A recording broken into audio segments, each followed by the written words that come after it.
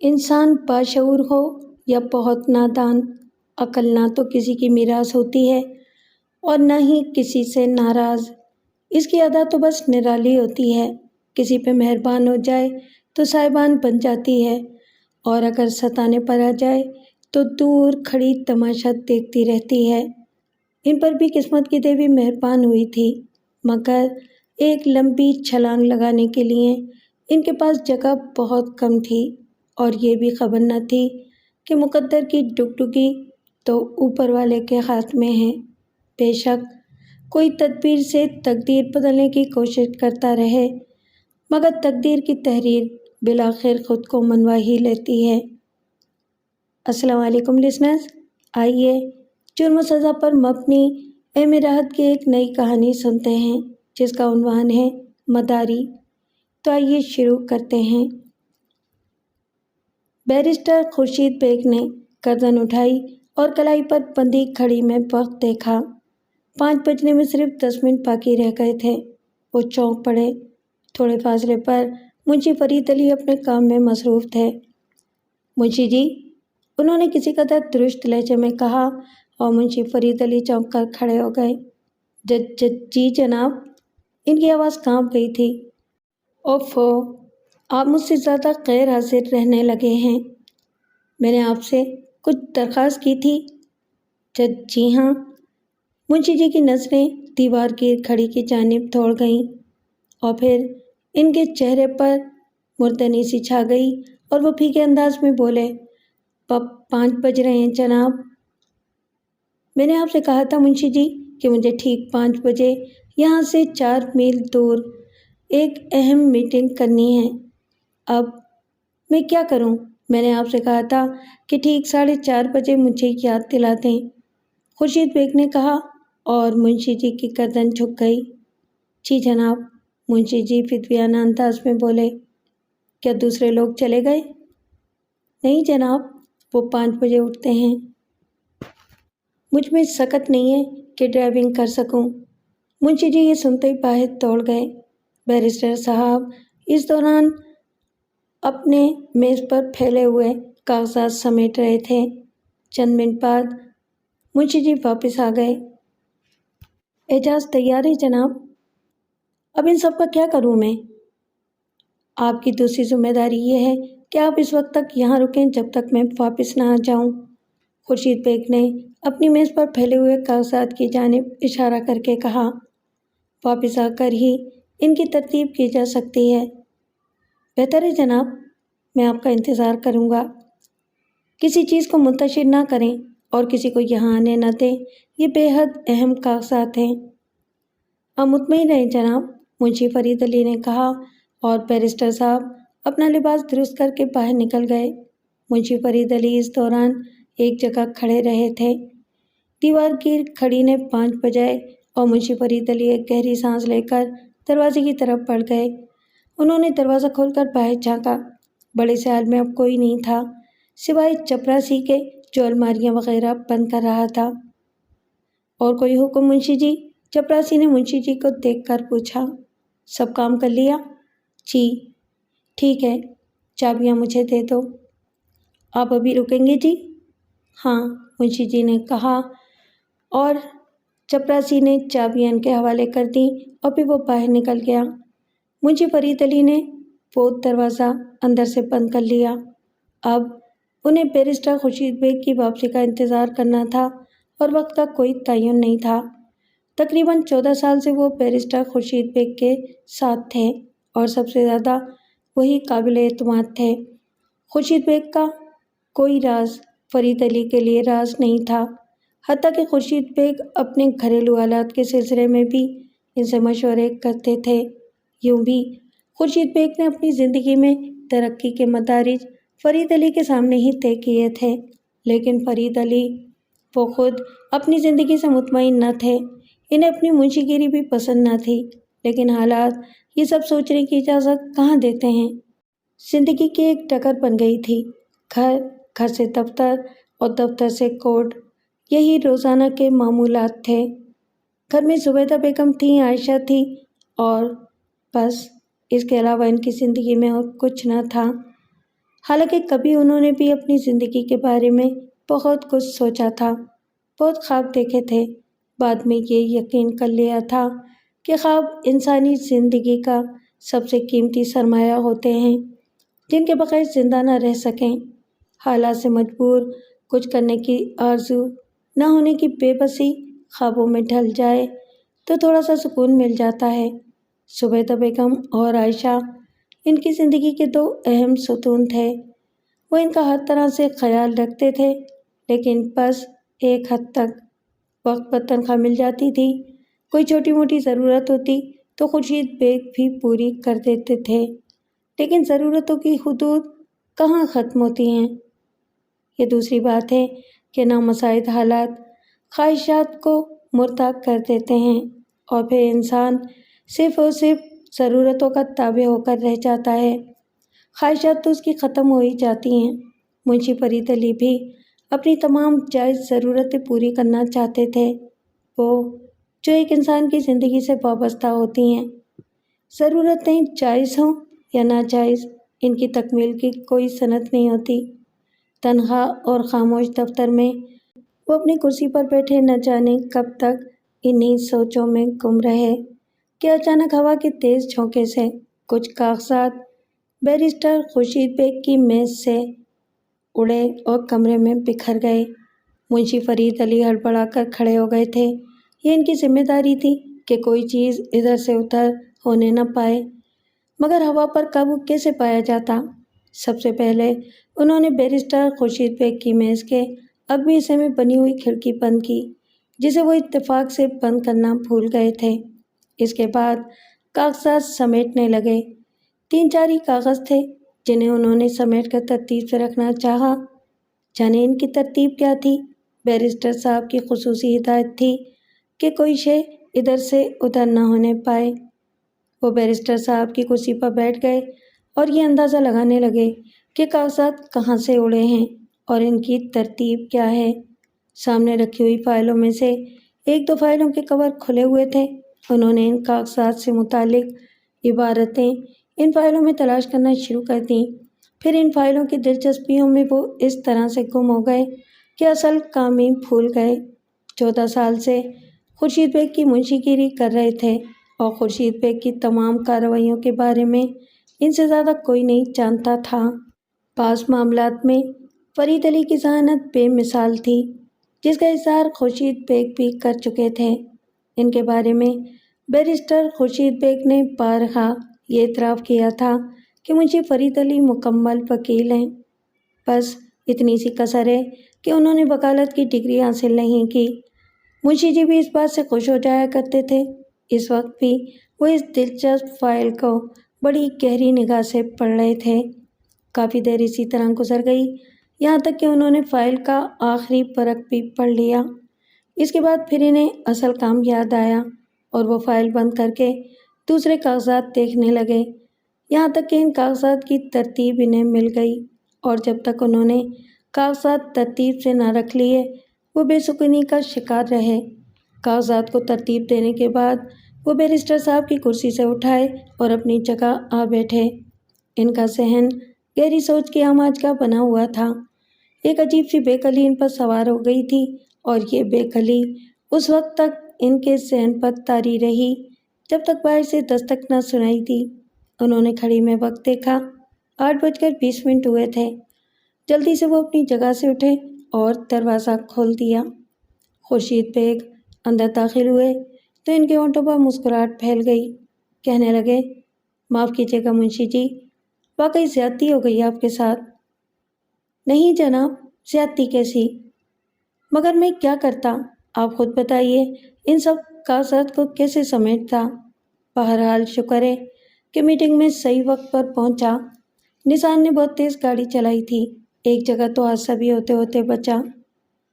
خدا خیر کرے، فرید علی نے خلوص سے کہا، بہت بہت شکریہ۔ البتہ یہ کاغذ سمیٹے بغیر میں دفتر بند کرنا نہیں چاہتا۔ کل پتہ نہیں کیا کیا مصروفیات نکل آئیں، بہت اہم کام ذمے لگ گئے ہیں۔ بس یہ کاغذات سمیٹ کر چلا جاؤں گا۔ بس تو پھر ٹھیک ہے، میں بھی آپ کے ساتھ ہوں، فرید علی نے کہا۔ شکریہ، تو پھر آئیے ذرا انہیں ترتیب سے رکھوا دیں۔ دونوں دیر تک کاغذات سمیٹنے میں مصروف رہے اور خورشید بیگ نے سکون کی گہری سانس لی۔ آئیے چلتے ہیں۔ دروازے بند کیے گئے اور وہ دونوں باہر نکل آئے۔ خورشید بیگ نے اپنی کار کا دروازہ کھولتے ہوئے کہا، آئیے منشی جی، آپ کو چھوڑتا چلوں۔ منشی فرید علی مسکراتے ہوئے خورشید بیگ کے ساتھ والی سیٹ پر بیٹھ گئے تھے اور پھر خورشید بیگ انہیں ان کے گھر چھوڑتے ہوئے آگے بڑھ گئے۔ منشی جی آہستہ آہستہ چلتے ہوئے گھر میں داخل ہوئے اور زبیدہ بیگم ان کے انتظار میں کھول رہی تھیں۔ منشی جی کو دیکھتے ہی سینے پر ہاتھ رکھ کر بولی، خدا خیر کرے، خیریت تو ہے؟ اتنی دیر کیسے ہو گئی؟ بھائی مرد بچے ہیں، گھر سے نکلتے ہیں تو ہزاروں کام ہوتے ہیں، دیر سویر تو ہو ہی جاتی ہے، دفتر ہی میں کچھ کام تھا۔ تو اب مرد بچے کو جلدی سے منہ ہاتھ دھو لینا چاہیے، ہم بھی بھوک سے تڑپ رہے ہیں، زبیدہ بیگم نے ظرافت سے کہا اور فرید علی مسکراتے ہوئے باتھ روم کی جانب بڑھ گئے۔ پھر کھانا کھانے کے دوران بھی ان کے چہرے پر ہلکی ہلکی سوچ کی پرچھائیاں رقصا تھیں۔ فرید علی عائشہ سے اس کے کالج کے بارے میں تفصیلات معلوم کرنے لگے۔ اکلوتی بیٹی تھی وہ ان کی، اور فرید علی کسی آرزو کی تکمیل کر سکے ہوں یا نہ کر سکے ہوں، لیکن عائشہ کے سلسلے میں وہ یہی کوشش کرتے تھے کہ اسے کوئی تکلیف نہ ہونے پائے۔ کافی دیر تک عائشہ سے گفتگو کرنے کے بعد ذہن کو فرحت کا احساس ہوا اور اس کے بعد سونے کا وقت آ گیا، لیکن بستر پر لیٹ کر بھی فرید علی صاحب کی کروٹیں نہ تھم سکیں۔ تب زبیدہ بیگم بول اٹھیں، منشی جی ایک بات کہنا چاہتی ہوں۔ ہاں ہاں ضرور کہو شریک حیات، فرید علی مسکرا کر بولے۔ یہ دیر میرے لیے معنی خیز ہوتی جا رہی ہے۔ سمجھا نہیں؟ فرید علی بدستور مزاحیہ لہجے میں بولے۔ آپ کچھ بے چین سے ہیں؟ نہیں بیوی، ایسی کوئی بات نہیں ہے، بس بعض اوقات ذہن میں کچھ ایسے خیالات آ جاتے ہیں جو دماغ پر مسلط ہو کر رہ جاتے ہیں اور نکالے نہیں نکلتے۔ ارے چھوڑیے ان باتوں کو، بہت سی باتوں کو نظر انداز کر دینا ہی اچھا ہوتا ہے۔ ہاں کہہ تو تم ٹھیک رہی ہو، لیکن ایسی ہی کوئی بات ہے جو میرے ذہن پر طاری ہو گئی ہے۔ ایسی کون سی بات ہے آخر؟ میں کہتی ہوں کہ ذہن کو خالی کر لیجئے، چھوڑیے ان تمام باتوں کو۔ زندگی باہر طور گزری جاتی ہے، اپنے دماغ کو پریشان کرنے سے کیا فائدہ؟ زبیدہ بیگم نے کہا اور منشی جی سر ہلانے لگے۔ پھر بولے، زبیدہ بیگم ایک مشورہ کرنا ہے تم سے۔ کیجیے، زبیدہ بیگم نے کہا اور فرید علی کسی گہری سوچ میں ڈوب گئے۔ کیا نیند آ گئی منشی جی؟ کافی دیر کے بعد زبیدہ بیگم نے کہا۔ نہیں بھائی، کچھ سوچ رہا ہوں اور تمہیں بتانے کے لیے غور کر رہا ہوں کہ کہاں سے شروع کروں، فرید علی نے کہا اور زبیدہ بیگم سننے لگیں۔ نیند کم وقت دماغ پر مسلط ہوئی جا رہی تھی، لیکن باہر طور شور کی باتیں سننا یا ان کی دلجوئی کرنا بھی ان کا فرض تھا۔ چنانچہ فرید علی جو کچھ کہتے رہے وہ سنتی رہیں اور پھر شاید نیند ان کی آنکھوں سے بھی غائب ہو گئی۔ عائشہ نے عمر کی 21ویں سیڑھی پر قدم رکھا تھا۔ اس عمر میں اس کے معمولات دوسری لڑکیوں سے قطعی مختلف نہیں تھے۔ بچپن میں جس ماحول میں آنکھ کھولی جائے وہی ماحول انسان کا راہبر بن جاتا ہے، اور عائشہ کی راہبر زبیدہ بیگم تھی۔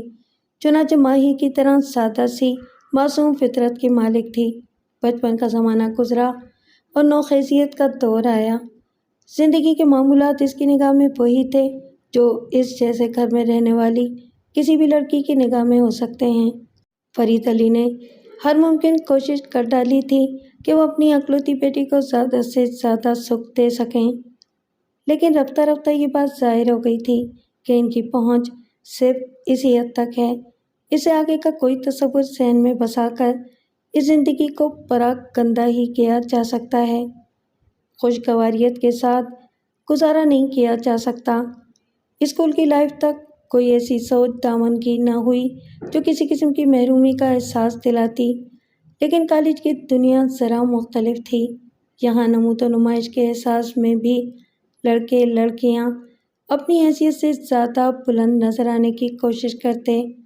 ان کوششوں میں کچھ کامیاب ہو جاتے تھے اور کچھ ناکام ہونے کے بعد بلند حیثیت اختیار کرنے کے لیے غلط راہوں کا انتخاب بھی کر لیتے تھے، مگر ان بھانت بھانت کے لوگوں میں عائشہ کو کسی قسم کی احساس کمتری کا خیال نہیں تھا۔ فرید علی نے اپنے طور پر ہر وہ شے اسے فراہم کرتی تھی جو اس کے لیے اہمیت رکھتی تھی، اور اپنے طور پر اس کے اندر کافی خود اعتمادی پیدا ہو چکی تھی۔ چنانچہ کالج کی زندگی میں اس نے خود کو ضم کر لیا۔ اپنے معیار کی کچھ لڑکیاں اس کی دوست بھی تھیں، اور ساری خود اعتمادی کے ساتھ ساتھ اسے یہ احساس بھی تھا کہ وہ جس طبقے سے تعلق رکھتی ہے وہ ان اونچی سطح کی لڑکیوں کا ساتھ نہیں دے سکتا، اس لیے وہ دوستی کرنے میں بھی محتاط رہتی تھی۔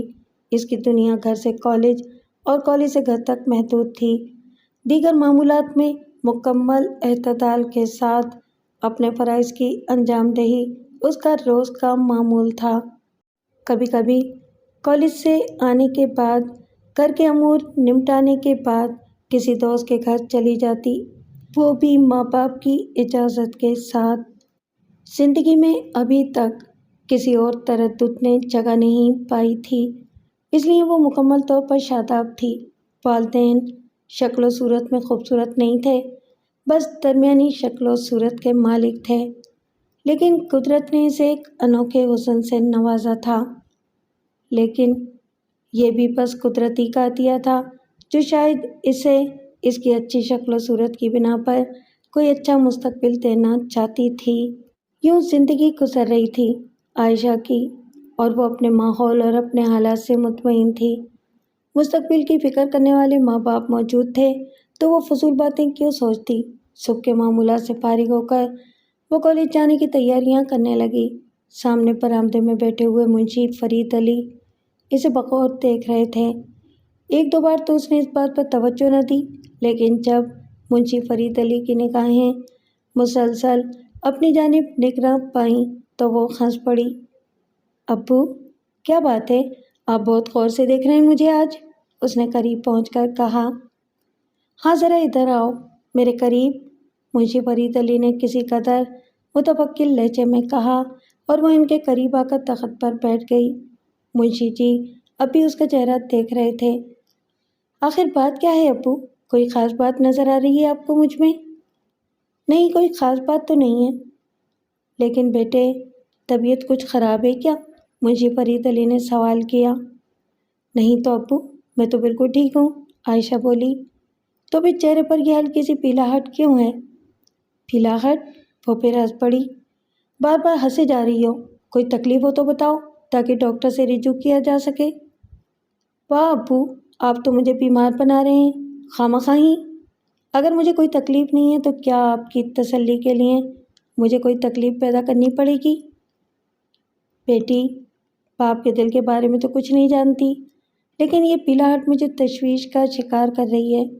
بات کچھ بھی نہیں ہے، لیکن اگر ڈاکٹر کو دکھا لوں تو بہتر ہے، دل کو اطمینان ہو جائے گا۔ ارے ابو، میں تو بالکل ٹھیک ہوں، خدا کے فضل سے کوئی تکلیف نہیں ہے مجھے۔ پھر بھی میری تسلی کے لیے تم کسی ڈاکٹر کو دکھا لو۔ کمال ہے ابو، میں جسمانی طور پر قطعی انفٹ نہیں ہوں، پھر ڈاکٹر کو کس لیے دکھاؤں؟ میں نے کہا نا بیٹی، چیک اپ کرا لو گی تو کیا حرج ہو جائے گا؟ ٹھیک ہے ابو، آپ کی تسلی کے لیے میں چیک اپ کرا لوں گی۔ ہاں بیٹے، تم صحت مند رہو، تندرست رہو، یہی میرا سرمایہ ہے، تمہارے علاوہ میرے پاس اور ہے ہی کیا؟ نہیں ابو، میں آپ کے پاس ہوں اور آپ کی بات ماننا میرا فرض ہے۔ آپ اپنے لیے کوئی روک نہ پالیں، بس میں ڈاکٹر کو دکھا لوں گی، آپ فکر مند نہ ہوں۔ ہاں بیٹی، جیتی رہو، فرید علی نے کہا، اور پھر عائشہ بولی، اب میں جاؤں ابو؟ ہاں عائشہ چلی گئی، اور منشی فرید علی چند لمحات خاموشی سے اسے جاتے ہوئے دیکھتے رہے۔ اس کے بعد وہ دفتر جانے کی تیاریاں کرنے لگے۔ جب وہ دفتر پہنچے تو خورشید بیگ آ چکے تھے۔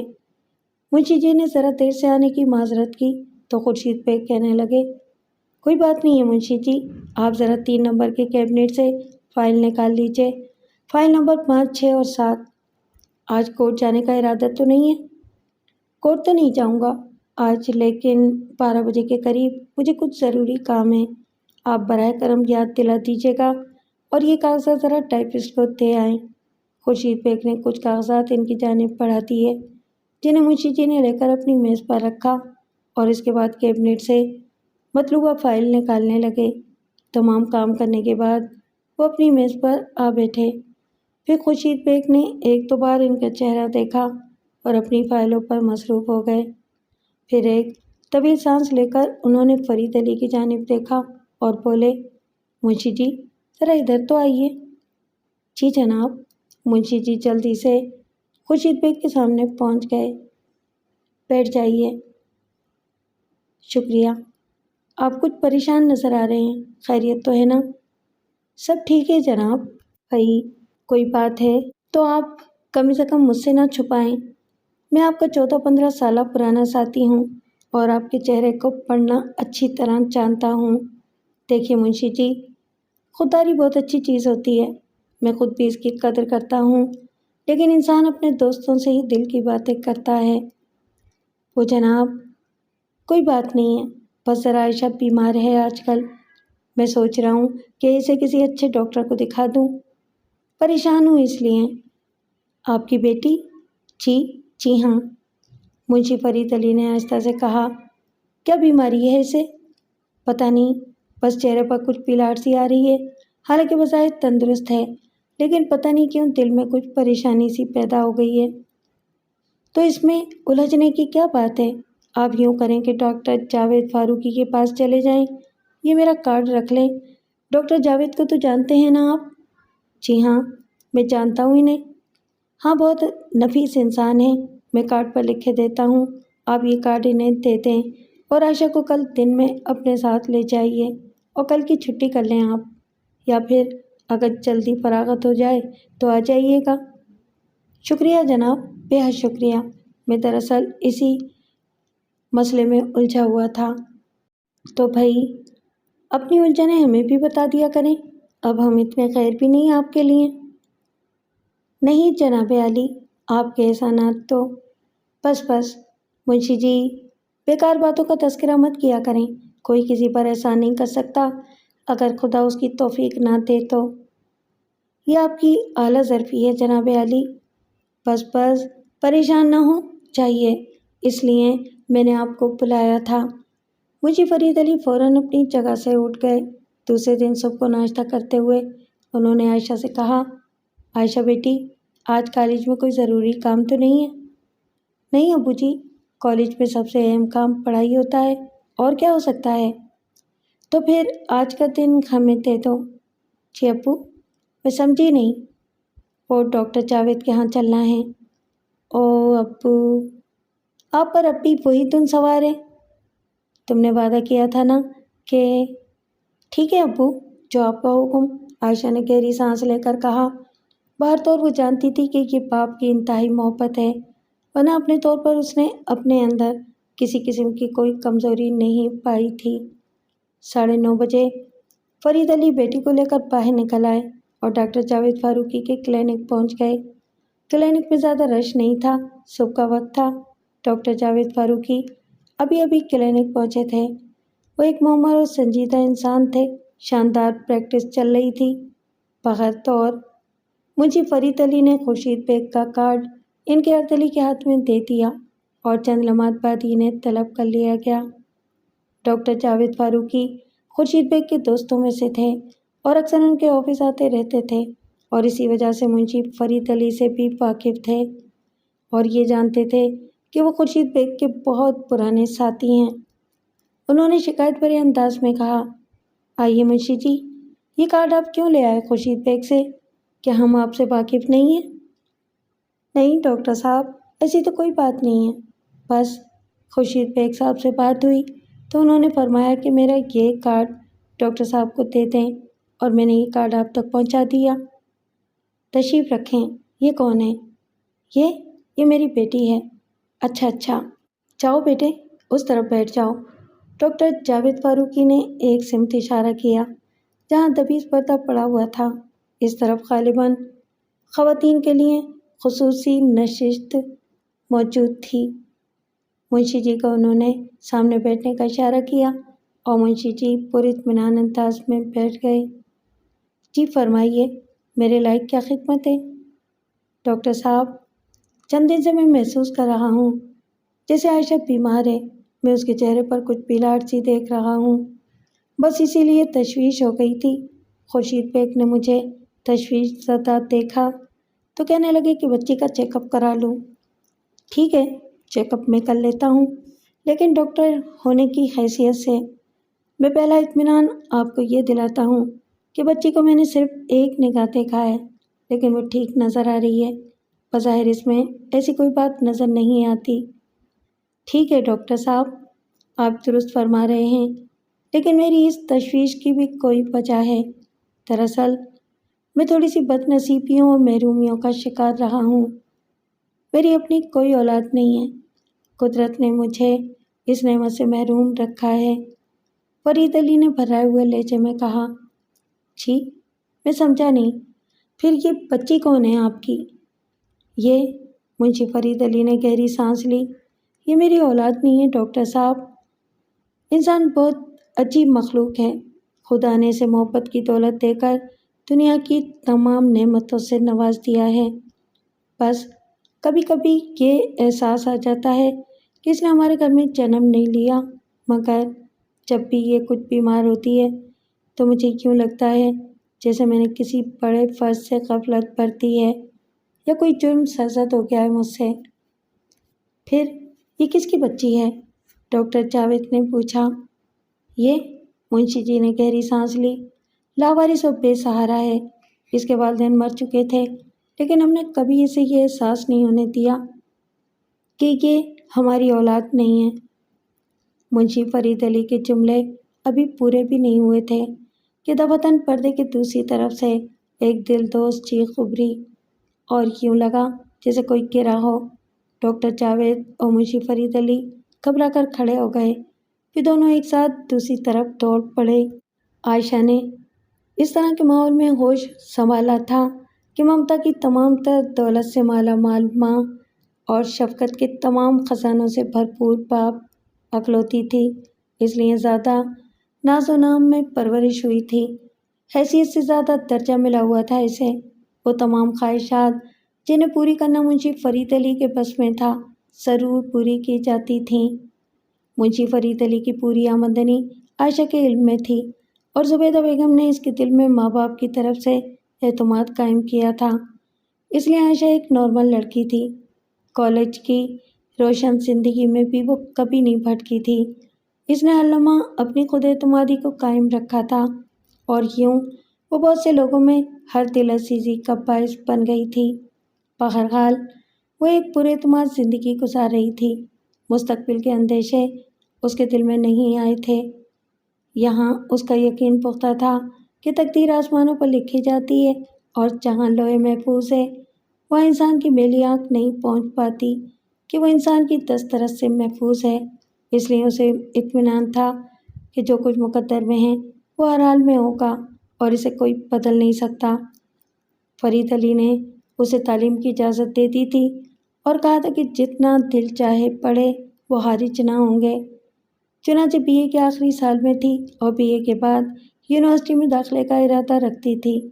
فرید علی کی سوچ میں یہ احساس بھی شامل تھا کہ عائشہ کے مستقبل کے دوسرے دور کے لیے ان کے پاس کیا ہے۔ ہاں، وقت کے بدلنے سے وہ مایوس نہیں تھے، اور بس یہی سوچتے رہتے تھے۔ ایسے بہت سے واقعات ان کے علم میں تھے جب اچانک رحمت خداوندی جوش میں آئی اور تقدیریں بدل گئیں۔ وہ اپنی تقدیر بدلنے کے خواب اکثر دیکھتے رہتے تھے۔ ایک بے کس انسان کی حیثیت سے انہوں نے عائشہ کے حسن کو کبھی گہری نگاہوں سے دیکھا تھا، جس کی بے مثال شادابی کسی رئیس زادے کو دیوانہ کر سکتی تھی۔ اس امید پر انہوں نے عائشہ پر کوئی پابندی بھی روا نہ رکھی تھی، حالانکہ ایک باپ کے لیے یہ شرمناک تصور تھا۔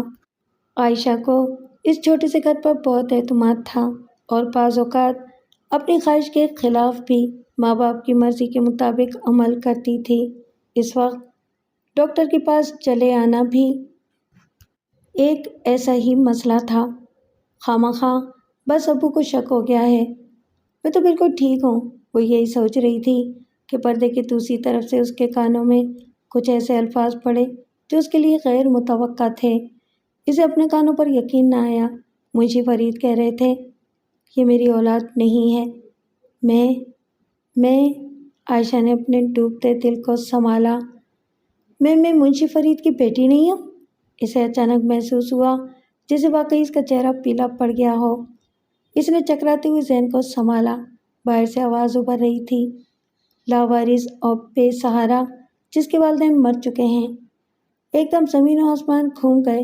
اسے بس یوں محسوس ہوا تھا جیسے کسی نے اس کے پاؤں کے نیچے سے زمین کھینچ لی ہو۔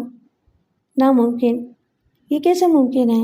اسے اپنی کرسی چھت کی طرف بلند ہوتی ہوئی محسوس ہوئی اور اس کے حلق سے بے اختیار چیخ نکل گئی۔ اس کے بعد اسے ہوش نہیں رہا۔ ڈاکٹر جاوید نے کہا، گھبرائیے نہیں، کوئی خاص بات نہیں ہے، میں نے انجیکشن دے دیا ہے۔ یہ کوئی مرضی ڈاکٹر صاحب؟ منشی فرید علی کا لہجہ پھنسا پھنسا سا تھا۔ ہرگز نہیں، آپ سے غلطی ہوئی ہے۔ مجھ سے؟ جی ہاں، اسے یہ بات پہلے سے معلوم نہیں تھی نا؟ کون سی بات جو آپ مجھے بتا رہے تھے؟ قطعی نہیں، ہم نے کبھی اسے احساس ہی نہیں ہونے دیا، اور اس وقت اچانک آپ نے یہ انکشاف کر دیا، یہ سوچے بغیر کہ اس کے اور ہمارے درمیان صرف ایک پردہ حائل ہے اور وہ سب کچھ سن سکتی ہے۔ اوہ! منشی فرید علی کو دفعتاً اپنی غلطی کا شدید احساس ہوا اور وہ نادم نظر آنے لگے۔ اسے شوق لگا ہے اور وہ اچانک اس صدمے کو برداشت نہیں کر سکی۔ اسے کوئی خطرہ تو نہیں ہے ڈاکٹر صاحب؟ نہیں، ابھی ٹھیک ہو جائے گی۔ مجھے بہت افسوس ہے، نہ جانے کیوں میں اس وقت یہ تذکرہ نکال بیٹھا۔ منشی فرید علی گلوگیر لہجے میں بولے۔ اس کے والدین کون تھے؟ ڈاکٹر فاروقی نے پوچھا۔ لمبی کہانی ہے ڈاکٹر صاحب، مختصر بتا رہا ہوں۔ ان دنوں میں پورن نگر میں تھا۔ پورن نگر میں میری بیوی کے کچھ رشتہ دار رہتے تھے، ان کے پاس ہی میرا قیام تھا۔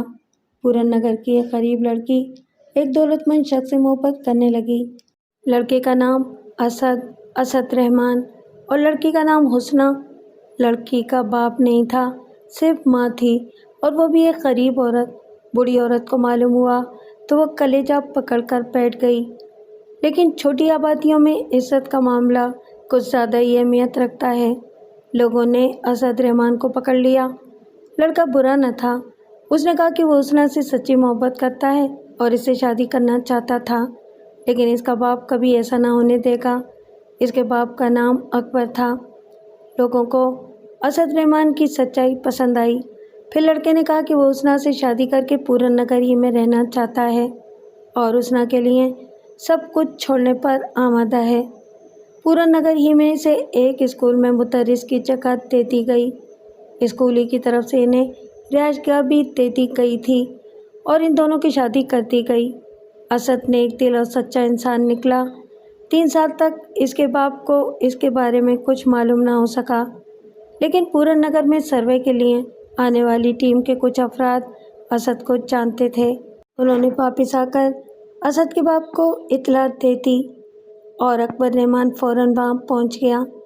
وہ آتش فشاں بنا ہوا تھا اور پوری بستی کو سزا دینے کے لیے تیار تھا، لیکن بیٹا سامنے آ گیا اور اس نے کہا کہ اس نے سب کچھ اپنی مرضی سے کیا ہے اور اکبر رحمان کو حق نہیں پہنچتا کہ وہ اس معاملے میں مداخلت کرے۔ اکبر رحمان اسد کی وجہ سے مجبور ہو گیا اور اس نے کہا کہ وہ زندگی بھر اسد کی صورت نہیں دیکھے گا اور اسے اپنی جائیداد سے بھی آگ کر دے گا۔ اسد نے خندہ پیشانی سے باپ کی دولت ٹھکرا دی اور اکبر رحمان چلا گیا۔ 7 سال اطمینان سے گزر گئے۔ پھر پورن نگر میں ہیضے کی شدید وبا پھیلی اور میں اپنی بیوی کو لے کر وہاں سے بھاگ نکلا۔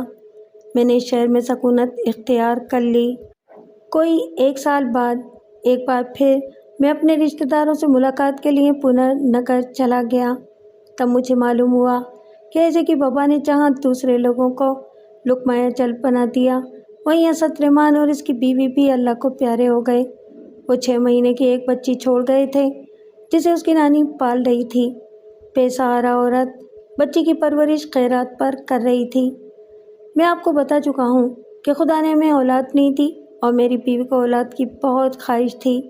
ہم دونوں نے طے کیا کہ اگر عائشہ کی نانی تیار ہو جائے تو اس بچی کو ہم لے لیں۔ اس وقت اس بچی کا نام نایاب تھا۔ بہرحال عائشہ کی نانی باخوشی اس بات پر تیار ہو گئی کہ ہم بچی کو گود لے لیں۔ یوں ہم بچی کو لے کر یہاں چلے آئے۔ اس کے بعد ہم نے اس کی پرورش سگی اولاد کی طرح کی۔ پتہ نہیں مجھ بد نصیب کے منہ سے یہ الفاظ کیسے نکل گئے، ورنہ عائشہ آج تک اس بات سے لا علم ہے۔ فرید علی خاموش ہو گئے۔ ڈاکٹر جاوید فاروقی نے کہا، بہرحال جو ہونا تھا ہو چکا۔ لڑکی پر بہت شدید رد عمل ہوا ہے۔ باہر تو اور آگے کے حالات آپ کو اب نہایت احتیاط کے ساتھ بہتر بنانے ہوں گے۔ کوئی خطرے کی بات تو نہیں ہے ڈاکٹر صاحب؟ فرید علی نے ایک بار پھر پوچھا۔ نہیں، بس بچی شدید شوق کا شکار ہوئی ہے، ڈاکٹر جاوید فاروقی نے کہا اور فرید علی گردن ہلانے لگا۔ امی، عائشہ نے حسرت بھرے لہجے میں کہا اور زبیدہ بیگم کانپ گئیں۔ میری بچی، میری آنکھوں کا نور، انہوں نے پیار سے عائشہ کو سینے میں بھینچ لیا۔ میں آپ کی بیٹی نہیں ہوں؟ عائشہ، کیوں مجھے رلا رہی ہے میری بچی؟ تجھے میری آغوش میں سکون نہیں ملتا کیا؟ یہی تو حیرت ہے امی، مجھے تو آپ کے بدن سے اپنی بو آتی ہے، مگر میرے بدن میں آپ کا خون نہیں ہے۔ زبیدہ بیگم پھوٹ پھوٹ کر رونے لگی۔ ان کے چہرے پر عجیب سے آثار تھے۔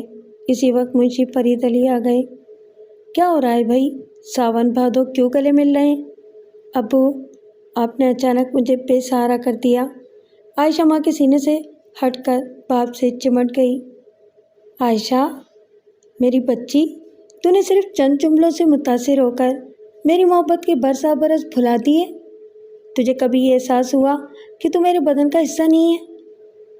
لیکن ایسے جملے آپ نے کیوں کہے ابو؟ آپ نے اچانک ہی مجھے اکیلا کیوں کر دیا؟ عائشہ نے روتے ہوئے کہا، اگر میرے ان 2 جملوں نے تجھے ہم سے اتنا دور کر دیا ہے عائشہ، تو یہ تیری نہیں ہماری بدقسمتی ہے کہ ہم تیرے دل میں اپنا پیار نہ اتار سکے، فرید علی نے گلوگل لہجے میں کہا۔ مگر آپ کے منہ سے یہ سب سن کر میں برداشت نہ کر سکی۔ ابو، مجھے یقین دلا دیجیے کہ میں آپ ہی کا خون ہوں۔ کیا میرے ہوتے ہوئے تجھے اپنی ذات کے لیے کوئی کمی محسوس ہوئی؟ نہیں ابو، نہیں۔ تو پھر میرے یہ چند جملے تیرے لیے اس قدر اہمیت کیوں اختیار کر گئے؟ عائشہ، تو نے یہ جملے سنے ہی کیوں؟ تو نے اس پر توجہ ہی کیوں دی؟ منشی فرید علی نے آنسو بھری آواز میں کہا اور عائشہ خاموش ہو گئی۔ اور زبیدہ بیگم شاکی نگاہوں سے فرید علی کو دیکھ رہی تھیں، لیکن بولی کچھ نہیں۔ فرید علی نے انہیں اپنی طرف دیکھتے پا کر رخ تبدیل کر لیا۔ آج کل وہ دفتر سے ذرا جلدی آ جاتے تھے، کیونکہ خورشید بیگ کسی کاروباری دورے پر گئے ہوئے تھے اور کئی دن سے دفتر منشی جی کو سنبھالنا پڑ رہا تھا۔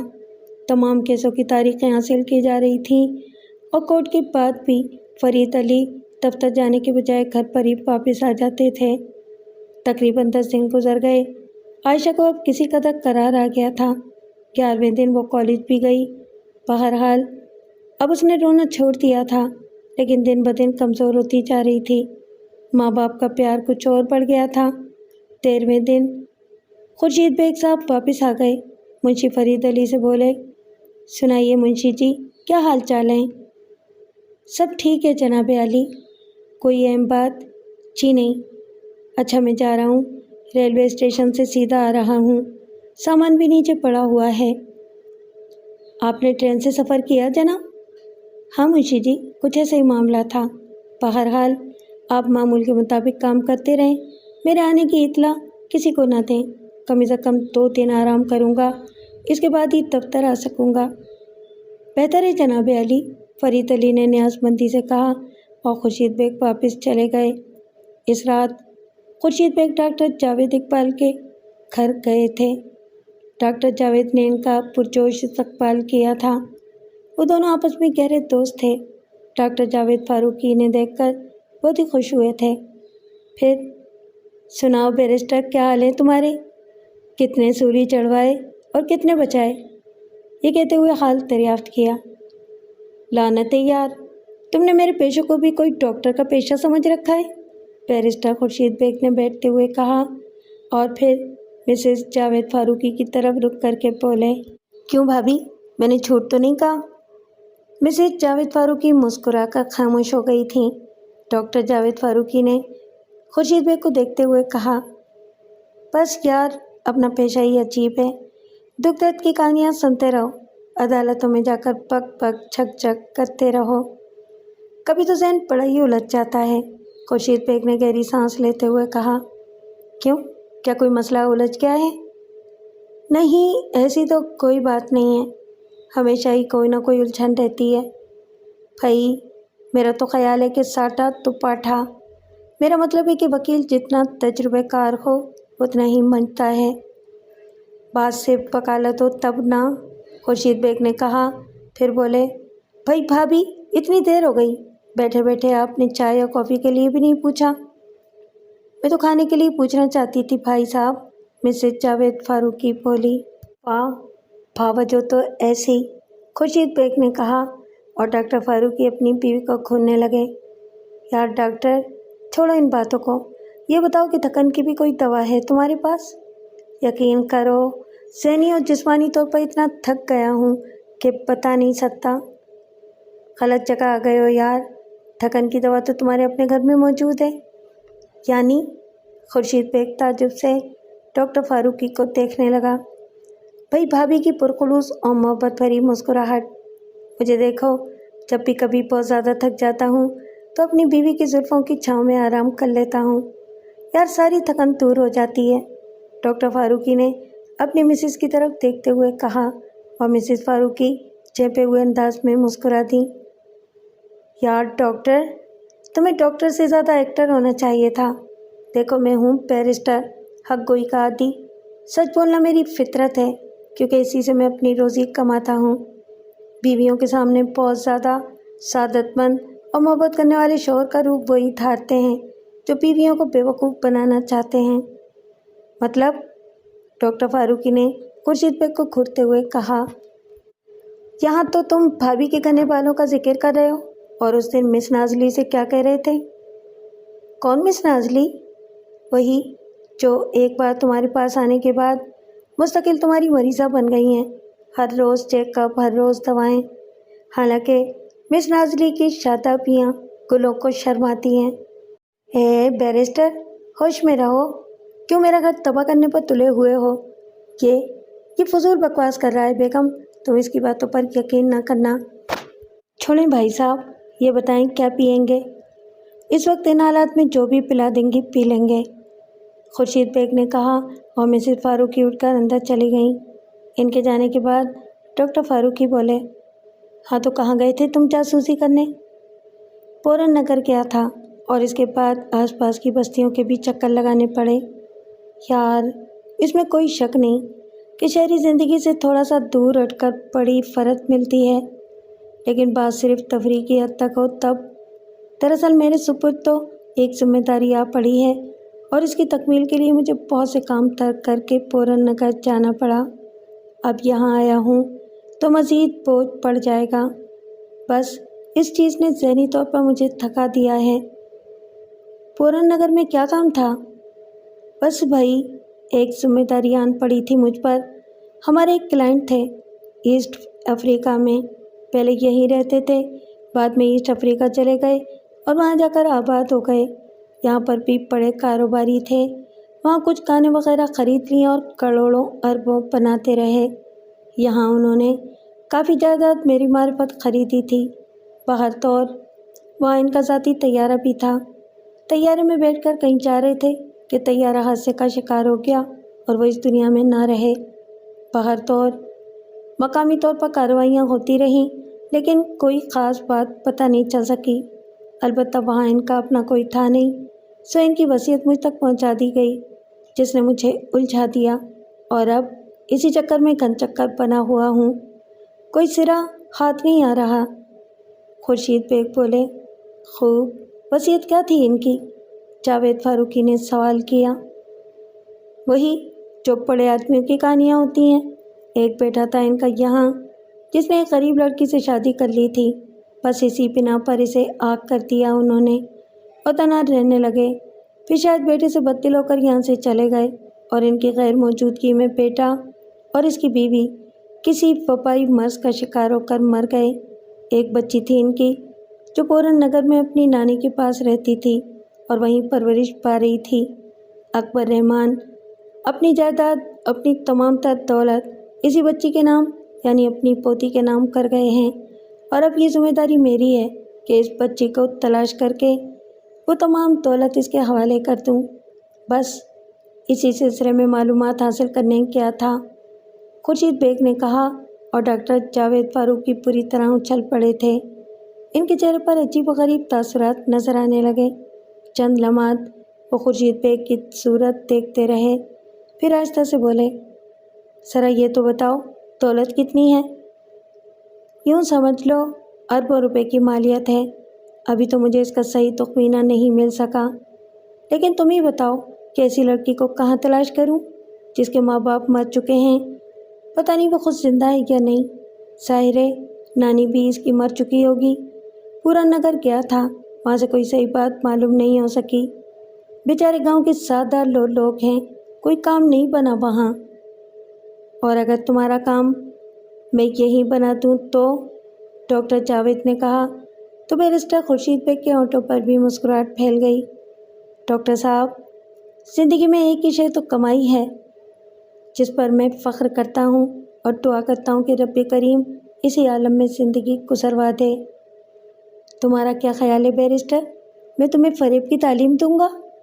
ڈاکٹر جاوید فاروقی نے کہا، اور اسی وقت مسز جاوید فاروقی چائے کی ٹرالی دھکیلتی ہوئی اندر آ گئی تھیں۔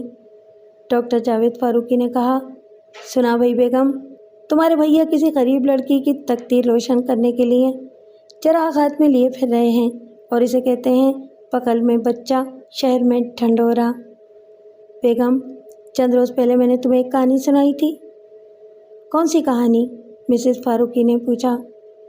کچھ نام بتاتا ہوں، یاد کر کے بتائیے۔ بولیے۔ اکبر رحمان۔ اچھا، اوہ ہاں، یاد آ گیا، مسز فاروقی بولی۔ اب تم دونوں مل کر مجھے بیوقوف بنا رہے ہو۔ خورشید بیگ نے ہنستے ہوئے ٹرالی اپنی سمت کھسکا لی۔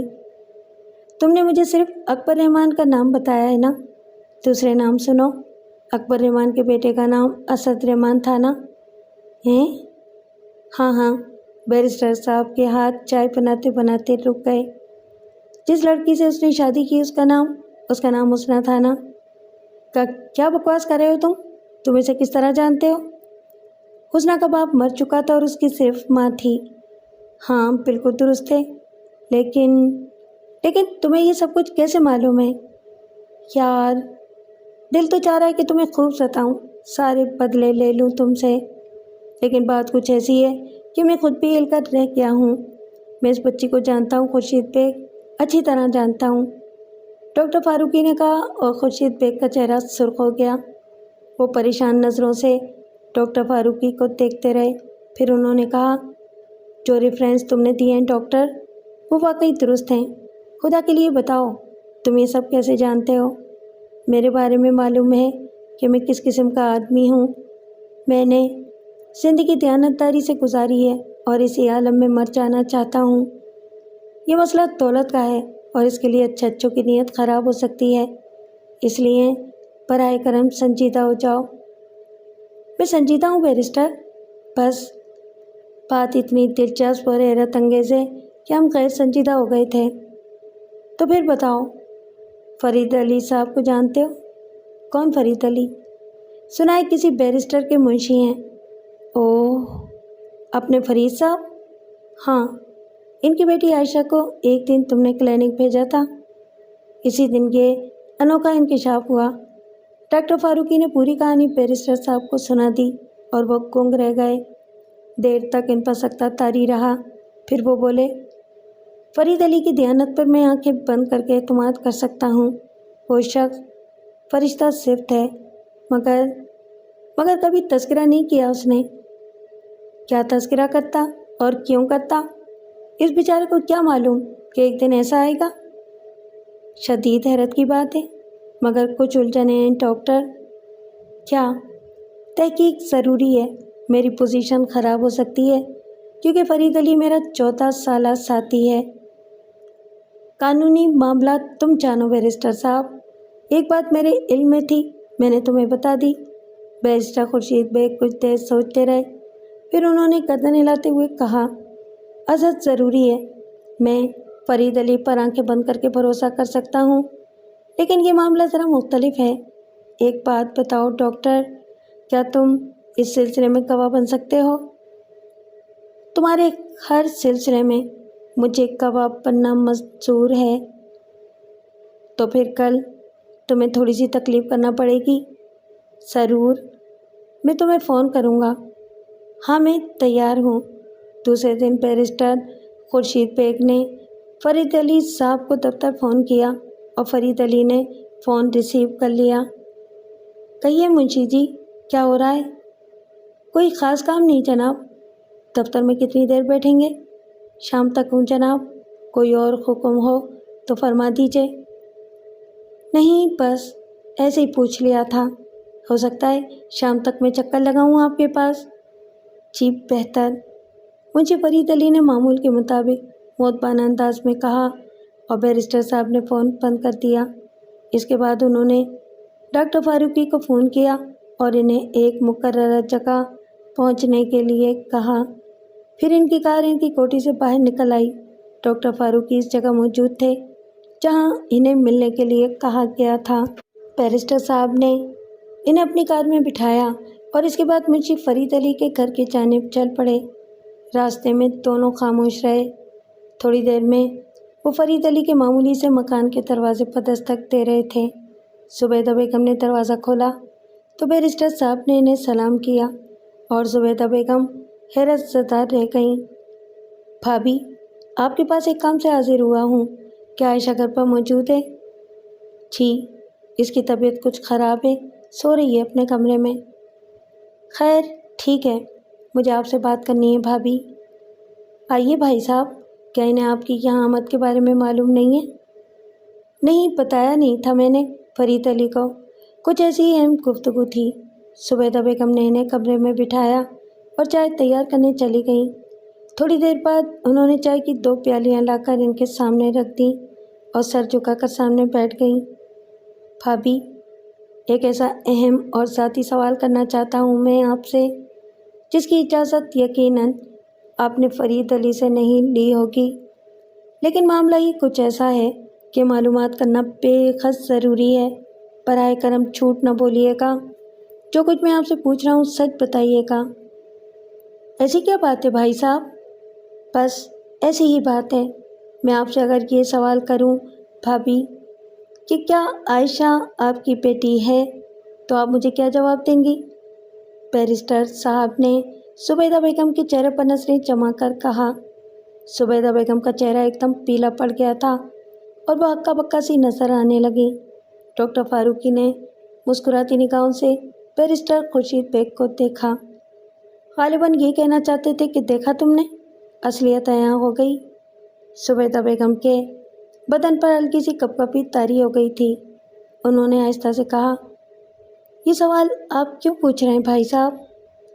بس یوں سمجھ لیجئے کہ اس میں منشی فرید علی کی خیریت چھپی ہوئی ہے۔ آپ نے جوابات اگر سچ نہ دیے تو آپ لوگ بہت بڑی مشکلات کا شکار ہو سکتے ہیں۔ بھائی صاحب، یہ ہماری زندگی کا مسئلہ ہے، خدا کے لیے ہم پر رحم کیجیے۔ دراصل بھابھی، آپ یوں سمجھ لیجئے کہ یہ سوال اتنا ضروری ہے کہ اگر آپ نے اس کا جواب نہ دیا تو نہ جانے کیا ہو جائے۔ عائشہ میری بیٹی نہیں ہے، زبیدہ بیگم نے ڈوبتی آواز میں کہا۔ کس کی بیٹی ہے وہ؟ بیرسٹر صاحب نے پوچھا۔ بہت پرانی بات ہے بھائی صاحب، بہت ننھی سی تھی وہ، ہم اسے پورا نگر سے لائے تھے۔ پورا نگر میں وہ ایک بوڑھی عورت کے پاس پرورش پا رہی تھی جو اس کی نانی تھی، اور اس بوڑھی عورت کی بیٹی مر چکی تھی۔ ایک عجیب و غریب کہانی ہے بھائی صاحب، بہت ہی عجیب و غریب۔ لڑکی کی ماں ایک غریب آدمی کی بیٹی تھی اور اس کا باپ کسی دولت مند باپ کا بیٹا۔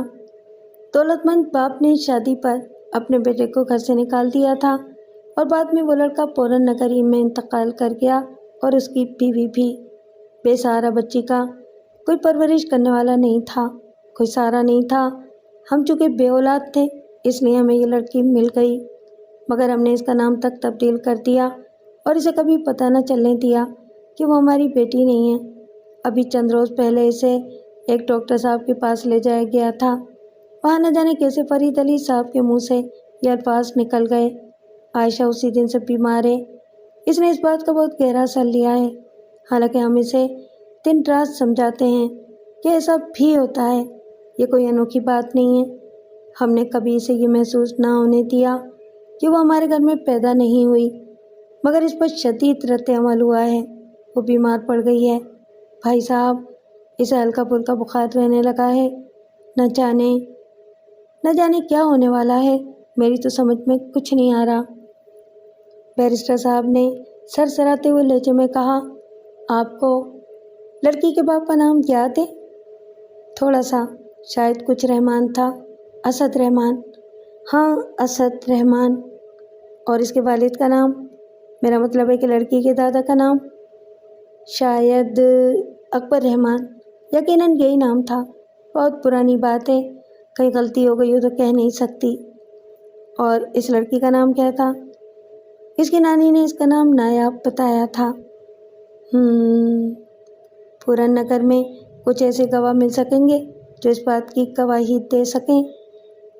میں نہیں جانتی بھائی صاحب، مگر خدا کے لیے اس بات کو دبا دیجیے گا، یہ غلطی ہو گئی، اس کی ہمیں کوئی سزا نہیں ملنی چاہیے۔ اگر اس لڑکی کا کوئی دعوے دار ہوتا تو ہم اسے اس کے حوالے ضرور کر دیتے، مگر اب تو وہ ہماری پھوٹی آنکھ کا نور ہے۔ زبیدہ بیگم رونے لگیں۔ بیرسٹر خورشید بیگ صاحب کے چہرے پر مسرت کے آثار پھوٹ پڑے۔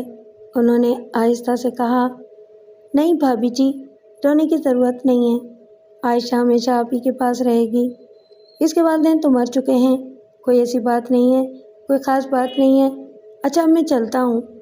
واپسی پر بیرسٹر خورشید بیگ نے مسرور لہجے میں کہا، یار، یہ کام ایسے ہو جائے گا، میں نے تو کبھی خوابوں میں بھی نہیں سوچا تھا۔ گویا اب تمہیں اس بات کا یقین ہو گیا؟ 100%۔ اب بھلا شک کی کیا گنجائش ہے؟ لیکن بھائی، بڑا ٹہرا معاملہ ہے، بڑی محنت کرنا پڑے گی اس سلسلے میں۔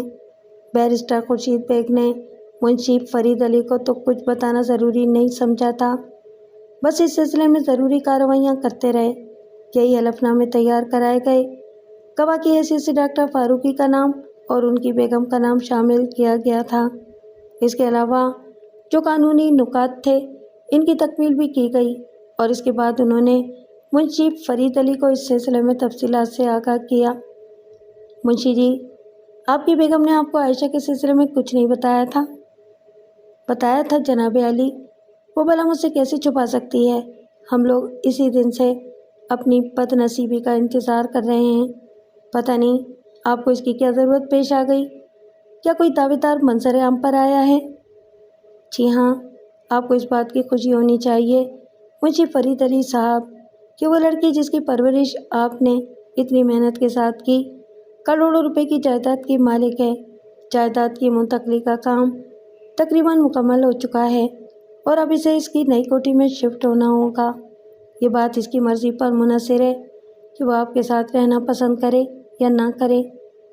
منشی فرید علی رو پڑے اور ایسے بلک بلک کر روئے کہ بیرسٹر خورشید بیگ بھی پریشان ہو گئے۔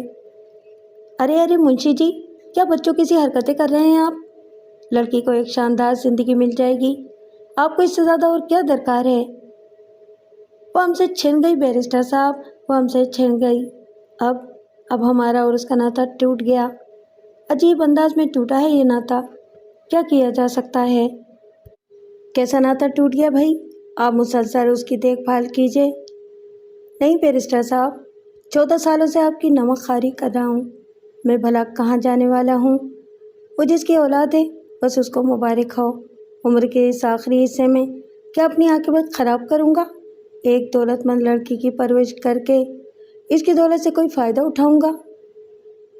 آپ بہت عظیم انسان ہیں فرید علی صاحب، لیکن میں سمجھتا ہوں اس میں کوئی حرج نہیں ہے۔ عائشہ بھی شاید آپ کے بغیر نہ رہ سکے۔ میں سمجھتا ہوں کہ کوئی بری بات نہیں ہے، آپ صرف ایک سرپرست کی حیثیت سے اس کی جائیداد کا نظام سنبھالیں اور بالآخر کوئی مناسب ساتھی اس کی زندگی میں داخل کر کے اپنے فرض سے سبکدوش ہو جائیں۔ بیرسٹر صاحب بہت دیر تک منشی فرید علی کو سمجھاتے رہے، اور بمشکل تمام منشی فرید علی اس بات پر تیار ہوئے تھے کہ اگر عائشہ پسند کرے تو وہ اس کے سرپرست بن جائیں گے۔ عائشہ تک جب یہ بات پہنچی تو اس پر غشی کا دورہ پڑ گیا۔ ڈاکٹر فاروقی بھی ساتھ تھے۔ بیرسٹر صاحب ہی نے عائشہ کے لیے کوٹھی خریدی تھی اور اسے تمام ساز و سامان سے آراستہ کرا دیا تھا۔ عائشہ کی دیکھ بھال ڈاکٹر فاروقی نے کی اور اسے انجیکشن وغیرہ لگا کر ہوش میں لایا گیا۔ وہ بلک بلک کر کہہ رہی تھی کہ اسے یہ دولت نہیں چاہیے۔ وہ اپنے امی ابو کے ساتھ اسی اسرت میں زندگی بسر کرنا زیادہ بہتر سمجھتی ہے، لیکن بیرسٹر صاحب نے اسے سمجھاتے ہوئے کہا کہ اس کے امی ابو تو اس سے علیحدہ نہیں ہو جائیں گے، وہ اس کے ساتھ ہی رہیں گے۔ مجھے فرید علی کے لیے عائشہ یا نایاب کی حالت کے پیش نظر یہ ضروری تھا کہ وہ ایک لمحہ بھی اسے الگ نہ ہوں۔ عالیشان کوٹھی کو دیکھ کر دونوں میاں بیوی دنگ رہ گئے تھے، لیکن عائشہ کی آنکھوں میں زندگی کی چمک مفقود ہوتی جا رہی تھی۔ وہ پہلے سے کہیں زیادہ لاغر نظر آنے لگی تھی۔ ڈاکٹر فاروقی نے اس کے علاج کی ذمہ داری سنبھال لی۔ بیرسٹر خورشید بیگ سے گفتگو ہوتی تو ڈاکٹر فاروقی کہتے، ایک عجیب کیس ہے میرے لیے یہ۔ انسان کو اگر سب کچھ مل جائے تو وہ بڑا مسرور ہو جاتا ہے، لیکن یہاں معاملہ الٹ ہے۔ اس لڑکی پر ایسے شدید ذہنی اثرات مرتب ہوئے ہیں کہ مجھے تو خاصی ذہنی پریشانی کا سامنا کرنا پڑ رہا ہے۔ خدا نخواستہ یہ احساس کہیں اس کی جان نہ لے لے۔ بعض اوقات ایسے ہی عجیب و غریب واقعات ظہور پذیر ہوتے ہیں، بیرسٹر صاحب نے کہا، اور ڈاکٹر فاروقی بھی سر ہلانے لگے۔ وسیع اور اس کوٹھی انتہائی شاندار بنی ہوئی تھی۔ دہانی سمت اور بائیں جانب وسیع اور اس لان تھے، درمیان میں سرخ روش تھی۔ ایک جانب ایک بڑا سا پورچ بنا ہوا تھا جس میں ایک انتہائی قیمتی کار بھی کھڑی تھی۔ منشی فرید علی مرنجان مرج انسان تھے۔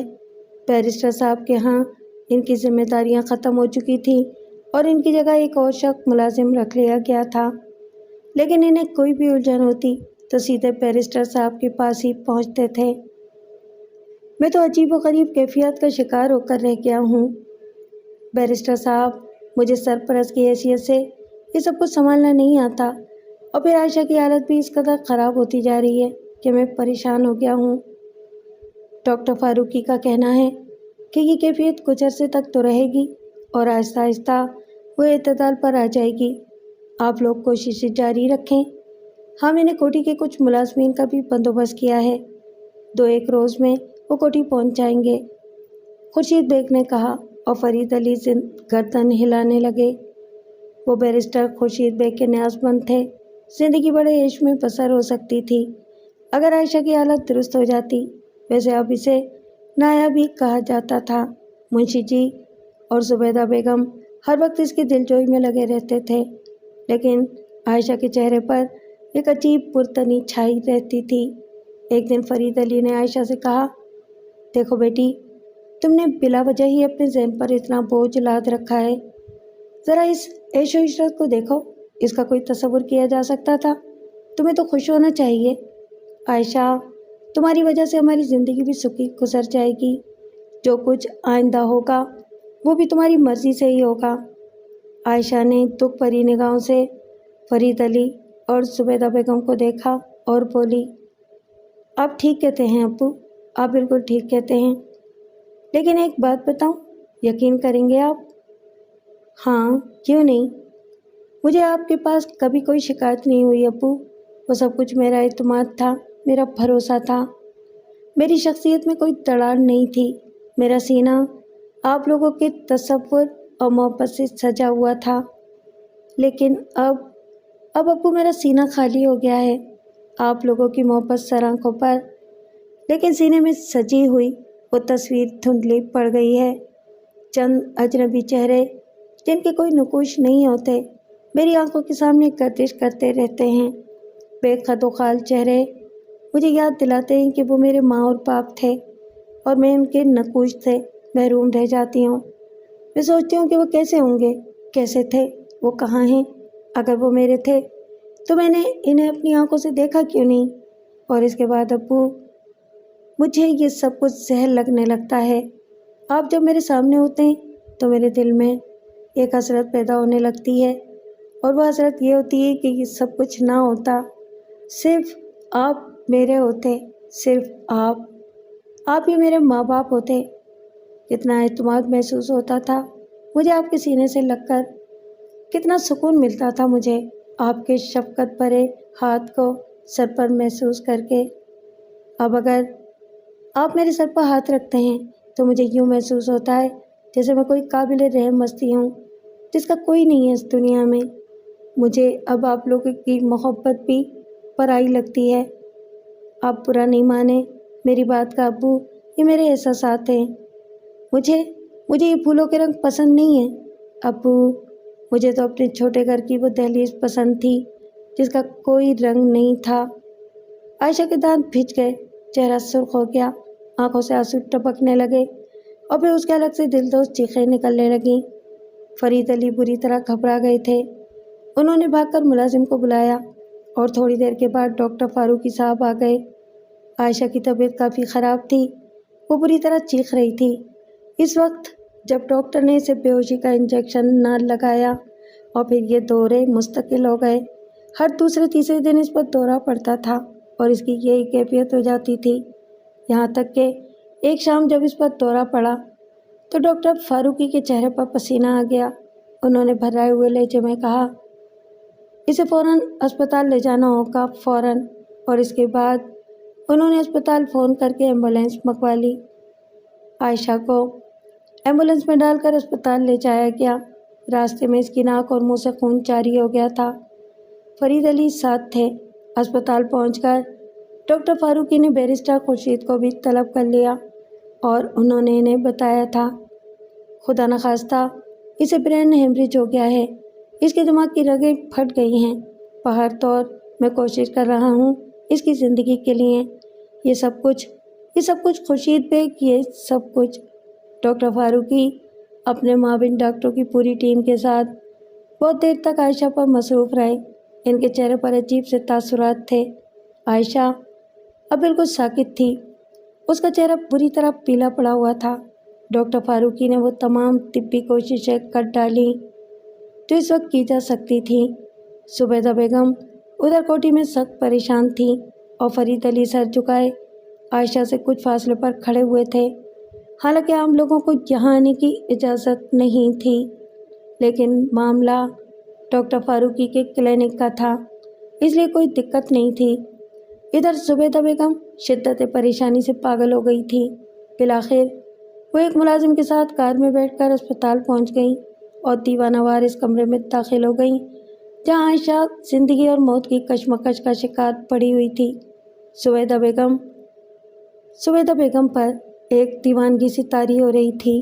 وہ پاگلوں کی طرح اندر داخل ہوئیں اور عائشہ کے قریب پہنچ گئیں۔ انہوں نے عائشہ کے پاؤں چھوتے ہوئے وحشیانہ انداز میں کہنا شروع کیا، نہیں عائشہ، نہیں، نہیں میری بیٹی، نہیں، نہیں میری بچی۔ اپنے ذہن سے ہر تردد چھٹک دے۔ میں بتاتی ہوں تجھے، سن عائشہ، میں بتاتی ہوں تجھے، تو نایاب نہیں عائشہ ہے، ہماری بیٹی، فرید علی کی بیٹی، میری بیٹی۔ ہاں عائشہ، تو نایاب نہیں ہے، سب جھوٹ ہے، سب جھوٹ ہے۔ ماں اور باپ میں فرق ہوتا ہے عائشہ۔ سن، یہ سب تیرے باپ کی کارستانی ہے جو دولت کی چمک سے دیوانے ہو گئے تھے۔ میں عائشہ، میں اب تجھے اس حالت پہ نہیں رہنے دوں گی۔ میں تیری ماں ہوں ری، جنم دیا ہے میں نے تجھے، 9 مہینے پیٹ میں رکھا ہے۔ لعنت ہے ایسی دولت پر جو مجھ سے میری اولاد چھین لے۔ فرید علی صاحب، تم پاگل ہو گئے ہو، تم نے وہ حرکت کی ہے جو کوئی باپ کسی بیٹی کے ساتھ نہیں کر سکتا۔ سنیے بیرسٹر صاحب، سنیے ڈاکٹر صاحب، یہ سازش ہے، یہ صرف سازش ہے۔ میں بتاؤں آپ کو یہ سازش کیا تھی؟ یہ فریب تھا، سب کچھ فریب تھا۔ کچھ عرصہ پہلے فرید علی صاحب نے بیرسٹر صاحب کے دفتر میں ایک فائل پڑھ لی تھی۔ یہ فائل ایک ایسی لڑکی کی تھی جس کی تلاش کی جا رہی تھی اور اس میں اس لڑکی کے بارے میں پوری تفصیلات درج تھیں۔ جو کوئی بھی نام تھا اس لڑکی کے وارثوں کا، اسے فرید علی نے ذہن نشین کر لیا اور اس کے بعد نہایت چالاکی سے یہ ساری باتیں ڈاکٹر فاروقی صاحب کے کلینک پر دہرائیں تاکہ عائشہ کو نایاب کی حیثیت سے پیش کر کے دولت حاصل کی جا سکے۔ لعنت بھیجتی ہوں میں ایسی دولت پر जो मेरी बेटी की ज़िंदगी की गाहक बन जाए। हाँ, फरीद अली साहब ने ये फाइल पढ़ने के बाद मुझे भी अपनी इस साजिश में शामिल कर लिया था और मुझसे कहा कि बेपनाह दौलत मिल जाएगी तो आयशा की ज़िंदगी बन जाएगी और हमारा बुढ़ापा सुकून से कट जाएगा। अरे, माँ बाप तो अपना खून देकर अपनी औलाद के हाथ पीले करते हैं, ये कैसे बाप हैं? आप देखिए ना बैरिस्टर साहब, ये कितने नेक नफ्स इंसान थे, लेकिन दौलत ने इन्हें अंधा कर दिया। आप आयशा को बता दीजिए। आयशा बेटी सुनो, सुनो, तुम हमारी ही बेटी हो। अपने दिल से इन ख्याली चेहरों को मिटा दो जिनसे तुम्हारा कोई ताल्लुक नहीं था। ये सब झूठ था, सब फरेब है। तुम सिर्फ और सिर्फ हमारी बेटी हो, हमारी इकलौती बेटी। डॉक्टर फारूकी और बैरिस्टर खुर्शीद बेग साहब के ऊपर सख्त तारी हो गया था। ये इंकिशाफ बड़ा जानलेवा था। मुंशी फरीद अली का चेहरा भी पीला पड़ चुका था। डॉक्टर फारूकी ने मुंशी फरीद अली की तरफ देखते हुए कहा, क्या ये सच है फरीद साहब? हाँ डॉक्टर साहब, ये सच है। मैं भी अब झूठ नहीं बोल सकता। मेरी बच्ची की ज़िंदगी बचा लीजिए। ये सब कुछ झूठ है। नहीं चाहिए हमें ये दौलत, ये कोठी, ये कार, कुछ नहीं चाहिए। जो कुछ भी कर सके हम खुद ही इसके लिए करेंगे। तफतन डॉक्टर फारूकी चौंक पड़े। वो आयशा की जानिब मुतवज्जे हुए और इसके बाद वो इसके सीने पर मुट्ठी बंद करके घुसे मारने लगे।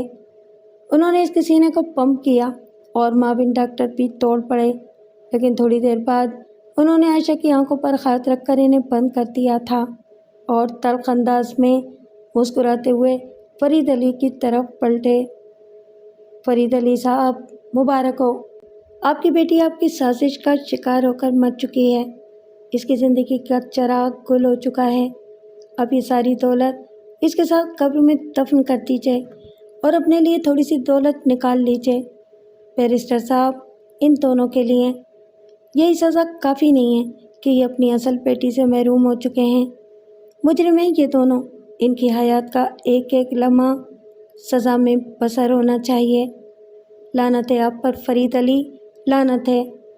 लानत है आप पर। क्या आपने दौलत के लिए अपने लख्ते जिगर को अपने आप से अजनबी बना दिया? सुबेदा बेगम ने दीवार पर सर दे मारा। इनका सर फट गया था। माविन डॉक्टरों ने इन्हें संभाल लिया। मुंशी फरीद अली शिद्दत गम से दीवाने हो गए थे और बिलक बिलक कर रो रहे थे, लेकिन बैरिस्टर साहब के चेहरे पर सख्ती के आसार थे।